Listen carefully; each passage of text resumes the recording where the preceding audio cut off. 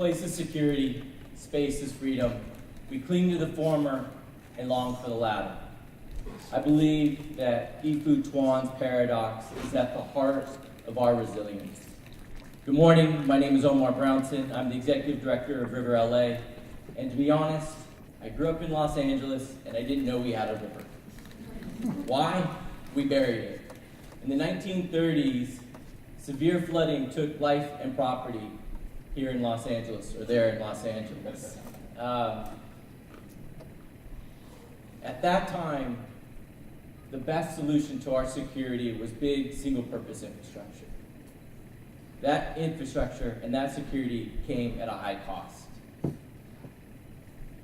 Today, we import 90% of our water, while 70%, and yes, we do get rain, drains down the Los Angeles River and instead of into our aquifers. We have separated ourselves from green space, and now our health is determined more by our zip codes than our own genetic code. We believe that the Los Angeles River is at the heart of a healthy, vibrant, and resilient region we all deserve. Our work began by going down to the river and listening. One of the first stories that we heard was from Fabian DeBoer, a local artist. He found the LA River as a child to escape the housing projects of East LA. The spirit of the Los Angeles River spoke to him and allowed his creativity to flow. We also learned, however, that there are 17 cities, counties, state, and federal jurisdictions that disrupt the river's flow. We want to hack that system. So, 2 years ago, we reached out to Frank Gehry and asked him to help us create a more coherent vision for all 51 miles of the river. He said, "This sounds crazy, I'm in." So together with Frank, we organized a world-class team that include landscape architect Lori Olin, water engineers Gia Syntech, creative agency 72 and Sunny, and field organizers 270 Strategies. Together, we built a large-scale human-centered design process where we met hundreds of people, world experts, longtime river advocates, local folks, and a ton of public officials. Everything that we learned, we organized into the LA River Index. Now, for the first time, you can go online and find a single transparent framework and data by which we can have a common conversation about what a healthy river means to all of us, regardless of zip code. Some of what we learned. We can capture 28.6 billion gallons of water each year, reducing our water imports by 14%. We also know now that we need to add 800 acres of green space in order to meet just the minimum World Health Organization standards for the million people that live within a mile of the river. Our solve? We're moving from the big single-purpose infrastructure of the past to a resilient resource that actually serves the greater public good for the future. Our impact is happening now. Next week, the County of Los Angeles is moving a motion forward to update its 20-year-old master plan building on our river index. In November, the voters of Los Angeles will decide on a transportation measure that includes $500 million to complete the LA River bike path, creating public access for all 51 miles of the river. And in 2017, we will kick off a large-scale storytelling project and build prototypes that we can match hearts and minds with bricks and sticks. A few weeks ago, I was talking to Frank Gehry about the future, and he said, we need to design for uncertainty. He said, Omar, we don't know what's to come, but we do know that we can build things that are healthier and happier for people today. This was a great lesson, because our resilience is bound together in our security, in our freedom, in our health, and in our happiness. Thank you.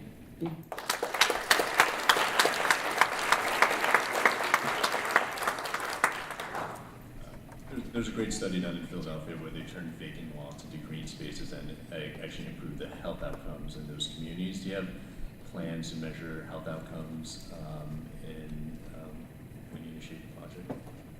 This is why we created the LA River Index, so that we can actually have the sort of transparent data framework by which we can evaluate a variety of health outcomes. We've been working with Professor Dick Jackson at UCLA, and he's been the one that's been advising us on how to really integrate health into our work overall. think every major city had that moment where they screwed up their natural environment and their health outcomes on some huge piece of infrastructure. How do you plan to take the lessons of this project and communicate it outward towards other cities which might be struggling with some analogous form of infrastructure? You know, I think our work is as much a technical challenge as it is a hearts and minds one, which is why we're taking both a storytelling project so that people can actually connect to it on a visceral level.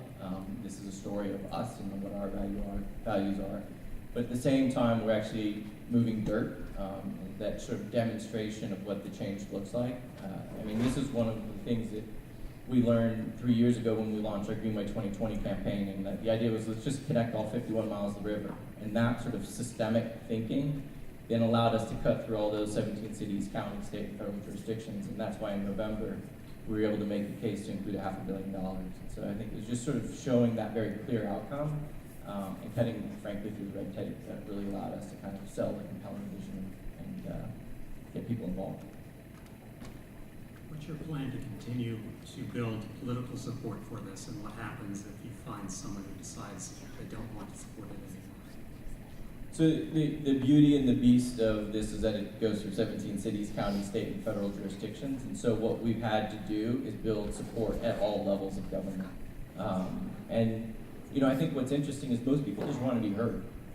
There was a lot of fear of what those folks wanted, or versus, you know, oh no, that agency or that level of government. Everybody was going like this. And what we ended up doing was just talking to folks and really trying to understand what their issues were and are. And again, that's what the River Index did, is that it put all the information, sort of whether you cared about parks, public health, transportation, social equity, water quality, water recharge, but you name it, we organize it and sort of said, we understand what your issue is. We're going to elevate it so that it actually can be understood.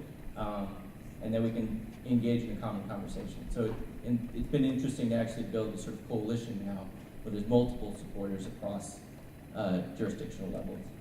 Can I pick up on the social equity piece? The question I always get and hate, but I'm going to ask you anyway, and that is that there's a concern that when you have a large infrastructure improvement, that it triggers rising costs of home ownership and proximity. And so the very people that you're looking to impact are the people who get displaced. Have you guys, especially as you're working at the policy level, have you started to address that?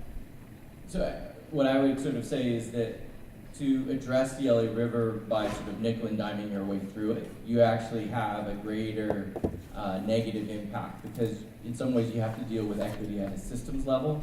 And so one of the things that we're looking at is there's a new program called the Enhanced Infrastructure Financing District, which is a new tax increment program, wherein as the improvements happen along the river, you can capture that tax increment and invest it in affordable housing, and really sort of make sure that you're engaging not just in the water infrastructure or the ecosystem restoration, but engaging the communities as well. And you only get to do that if you play at a systems level. Fantastic, thank you.